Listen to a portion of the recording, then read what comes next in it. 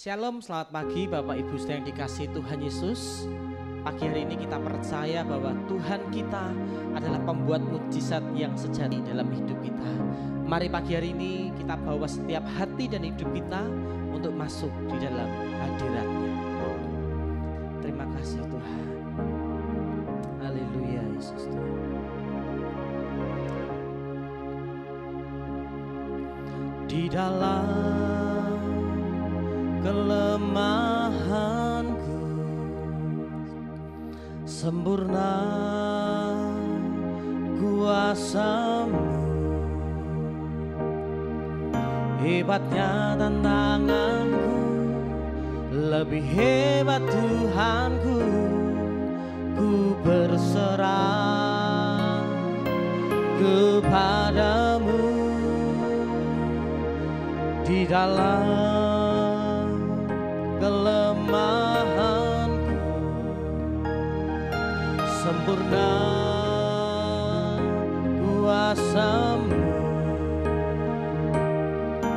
hebatnya tantanganku, lebih hebat Tuhanku. Ku berserah kepadamu yang membelah laut, yang teduhkan padang, yang mustahil pun terjadi karena kuasa-Mu yang pegang hidupku, yang buka jalan bagiku. Kau pembuat mukjizat sejati, Kau pembuat mukjizat dalam hidup kami Tuhan. Di dalam kelemahanku, sempurna kuasa-Mu, hebatnya tantanganku, lebih hebat Tuhanku. Ku berserah kepadamu yang membelah laut, yang teduhkan padang, yang mustahil pun terjadi karena kuasa-Mu yang pegang hidupku, yang buka jalan bagiku. Kau pembuat mukjizat sejati, yang membelah laut, yang teduhkan padang, yang mustahil pun terjadi karena kuasa-Mu yang pegang hidupku, yang buka jalan bagiku. Kau pembuat mukjizat sejati, yang membelah laut, yang teduhkan padang, yang mustahil pun terjadi karena kuasa-Mu yang pegang hidupku, yang buka jalan bagiku. Kau pembuat mukjizat sejati, Kau pembuat mukjizat sejati, Kau pembuat mukjizat sejati.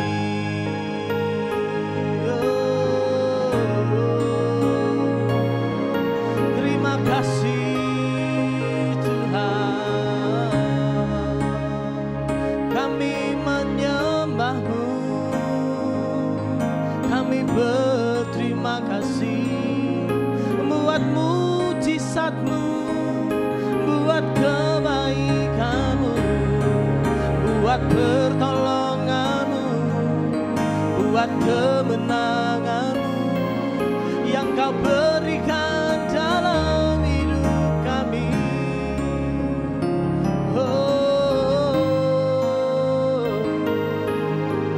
Kami boleh bersyukur, kami boleh berterima kasih atas kebaikan-Mu.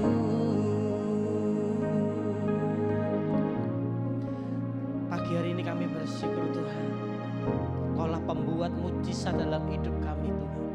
Kau yang membelah laut bagi setiap kami Tuhan, bahkan memberikan mujizat yang terbaik. Haleluya Yesus. Yang membelah laut, yang teduhkan badai, yang mustahil pun terjadi karena kuasa-Mu, yang pegang hidupku dan buka jalan bagiku. Kau pembuat mujizat sejati, yang membelah laut, yang teguhkan badai, yang mustahil pun terjadi karena kuasa-Mu, yang pegang hidupku, yang buka jalan bagiku. Kau pembuat mujizat sejati, Kau pembuat mujizat sejati, Engkau pembuat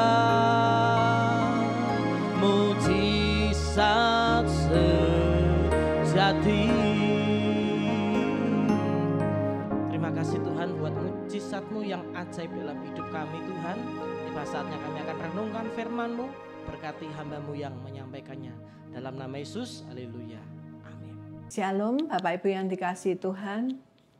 Berapa banyak dari kita yang hari-hari ini merasakan lelah di dalam kehidupan, dan Bapak Ibu Saudara merindukan sebuah terobosan di dalam kehidupan Bapak Ibu sekalian. Baik itu di bidang kesehatan, sakit penyakit, ekonomi, pekerjaan, keluarga, rumah tangga, ataupun di dalam pelayanan. Jika Bapak Ibu Saudara berkata, ya, ini aku orangnya, maka saya rindu mengajak Bapak Ibu sekalian untuk pagi hari ini meluangkan waktu sejenak menghampiri Tuhan secara pribadi.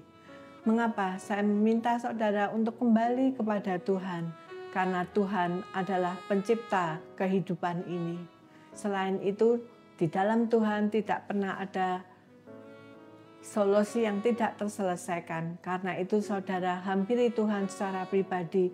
Terlebih Tuhan memberikan kepada kita seorang pemandu kehidupan atau seorang penolong yang disebut dengan Roh Kudus di dalam kehidupan saudara, yang akan membawa saudara kepada seluruh kebenaran dan memiliki kuasa Allah yang dahsyat dan luar biasa di dalam kehidupan saudara. Saya katakan dahsyat dan luar biasa sebab Roh Kudus yang Tuhan berikan kepada kita adalah roh yang sama dengan roh yang membangkitkan Yesus dari kematian. Oleh karena itu jangan heran saudara kalau dikatakan bahwa doa orang benar besar kuasanya. Yakobus 5 ayat 16. Pertanyaannya, sudahkah saudara menerima Roh Kudus itu? Jika sudah, sudahkah saudara menjadikan Roh Kudus itu sebagai partner di dalam kehidupan saudara? Sudahkah saudara mengaktifkan Roh Kudus yang Tuhan berikan di dalam kehidupan saudara? Sebab jikalau kita tidak mengaktifkan Roh Kudus atau Roh Allah yang Tuhan tempatkan dalam hidup manusia, maka roh itu menjadi sia-sia. Oleh karena itu kita harus mengaktifkannya. Sebab saat manusia jatuh di dalam dosa, maka roh Allah dalam diri manusia itu tercemar atau rusak. Tetapi Tuhan sudah memberikannya kembali saat pencurahan Roh Kudus. Adapun tujuan Tuhan memberikan Roh Kudus di dalam kehidupan kita. Yang pertama, manusia memiliki hati yang baru. Yeskiel 36 ayat 26. Kamu akan kuberikan hati yang baru dan roh yang baru di dalam batinmu, dan aku akan menjauhkan dari tubuhmu hati yang keras dan kuberikan kepadamu hati yang taat. Hati yang taat, inilah yang diperlukan agar manusia bisa hidup di dalam Tuhan setelah manusia menerima karya penebusan Yesus, yaitu diampuni dosa-dosanya.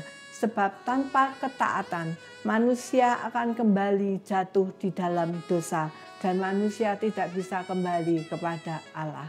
Yang kedua, manusia memiliki penolong.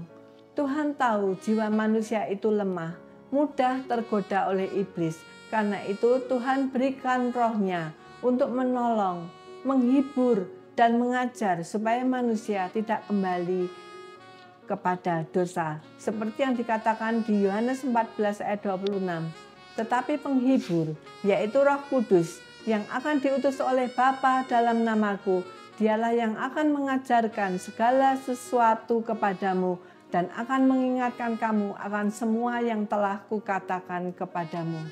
Jadi Roh Kudus berfungsi untuk mengingatkan, memberi arahan agar kita tetap hidup di jalan Tuhan, tidak menyimpang ke kanan ataupun ke kiri. Yang ketiga, manusia hidup seperti Kristus. 1 Yohanes 2 ayat 6. Barang siapa mengatakan bahwa ia ada di dalam Dia, ia wajib hidup sama seperti Kristus telah hidup. Inilah saudara, tujuan utama Tuhan memberikan roh-Nya, supaya manusia bisa hidup seperti Kristus, mengalami kuasa kebangkitan dan menang atas dosa, sehingga manusia bisa kembali hidup kudus di dalam kerajaan Allah, segambar dan serupa dengan Kristus, masuk dalam kerajaan Allah.